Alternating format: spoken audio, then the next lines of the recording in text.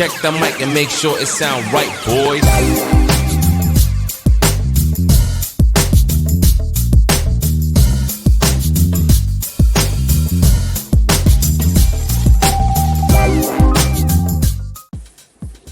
There you go, mga bossing. It's mail day.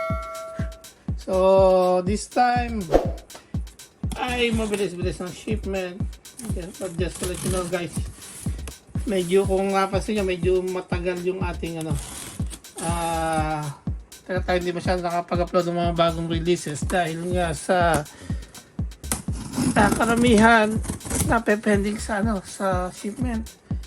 But this one, medyo mabilis-bilis na ang ng DHL, so hindi naligaw ng kanyang pupuntahan. So I think it just takes a week. So medyo masaya tayo, mabilis na lumabas. So itong resibo, and first time ko nagpa-ship ng first time kong nagpa-ship ng magkasama. So here you go. Ayan bagong release na naman ng Tenga ba? Pero this time medyo malupit yung mga box. So this just a mailbox. So what's out, guys? Don't forget i-unbox natin to at i-review natin. So here you go. This is another one,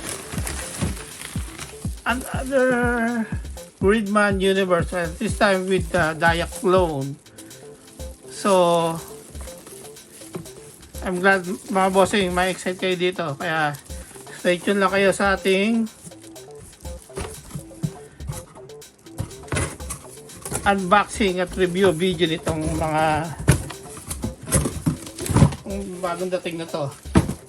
So here you go, mga bossing. That's it for now.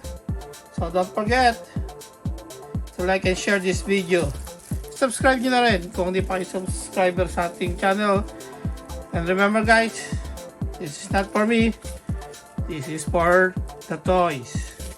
Okay, bye for now. See you in the next episode. Peace out.